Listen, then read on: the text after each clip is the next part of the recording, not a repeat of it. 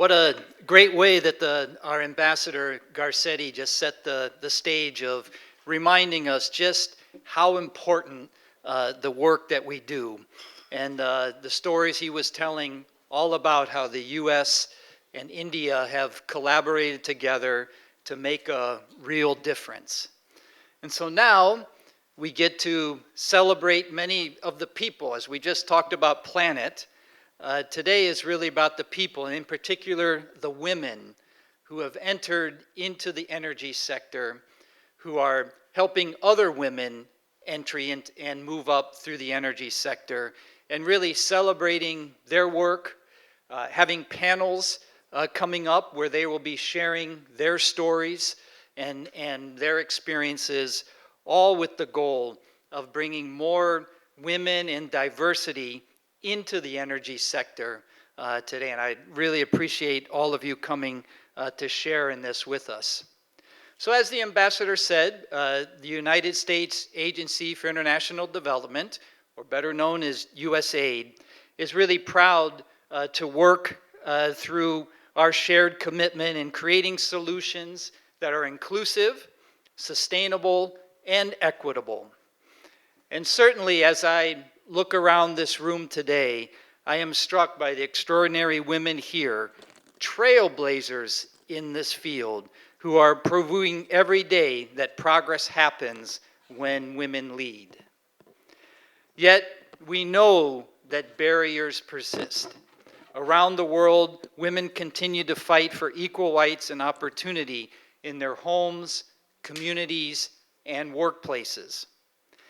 And so this third edition of SAWIE Leadership Summit reminds us of the progress we've made and the path that we still need to walk together. So as we reflect on the pivotal role of women must play in addressing the climate crisis and advancing sustainable energy solutions, I want to underscore the transformative power of investing in women, not as beneficiaries, but as architects of the future we seek to build. The energy sector remains one of the most challenging fields for achieving gender equity. As we heard earlier, women only represent 16% of the energy sector workforce, with many occupying supporting roles. These numbers do not reflect a lack of talent or capacity. They reflect the barriers that prevent women's potential from flourishing. This is why SAWIE, as part of USAID South Asia Regional Energy Partnerships, is so critical. SAWIE was created to address these gaps, not just to include women in the energy workforce, but to empower them as leaders and innovators in the energy sector. And what makes SAWIE truly transformative is its scope. It goes beyond corporate boardrooms to address systemic challenges across the energy sector. From empowering women in energy utilities to improving access to clean energy at the grassroots level, SAWIE is bridging the gender gap and driving real change. And we have real change makers with us today. And I'd like to recognize one of our mentors, Vaishali Nigam Sinha, who's with us today. Vaishali, your vision and mentorship has guided several young women professionals in the clean energy sector. The opportunity to shadow you at Renew provides them with invaluable management and leadership skills.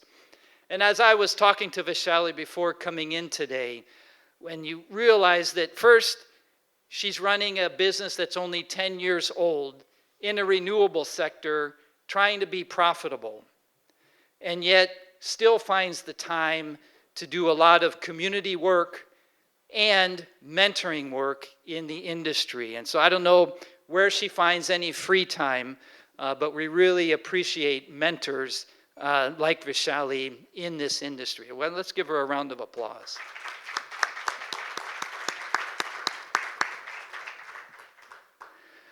And another inspiring example of the work in action is Dr. Shalini Sharma, an engineer with Hitachi Energy, India. Through a mentorship program supported by USAID and the U.S.-India Strategic Partnership Forum, she gained invaluable guidance to navigate leadership challenges in a male-dominated industry. Her story is not just about personal growth, it's about creating ripple effects of change that extend to her workplace, her community, and beyond. While SAWIE is driving individual transformation, it is also advancing systematic change. By focusing on gender balance in energy policies, utility transformation, and energy innovation, it ensures that the sector becomes more representative and effective. After all, the best practices and those shaped by the best policies are those shaped by perspectives that the communities have and bring to the policy environment. Representation in decision-making is essential. Women's voices must be present at the table where policies are designed and implemented. Platforms like SAWIE must continue expanding access to skills training, leadership development, and mentorship opportunities. At the same time, we must actively address systemic challenges, whether in recruitment, workplace culture, or policy frameworks that limit women's participation in leadership. And so, as our ambassador noted, the long-standing United States-India partnership has laid a strong foundation for global energy collaboration. The progress we celebrate today is not just a milestone, it's a starting point. Leaders like you in this room and your success depend on leaders who see not only the challenges ahead, but the opportunities to form new connections, inspire bold ideas, and create pathways for the next generation of women leaders in energy. Together, we can transform not only the sector, but as the ambassador was saying, the lives of countless women across South Asia. As we continue this vital work, USAID remains committed to partnering with India to build the future that is sustainable, equitable, and prosperous for all. So you are lucky to be here, to be part of a very inspiring day, to hear from true leaders who have worked hard in their industry to succeed and now want to share their experiences with others and help that next generation of leaders in the energy sector, women leaders in the energy sector. So I wish you all success today, and thank you very much for your active participation.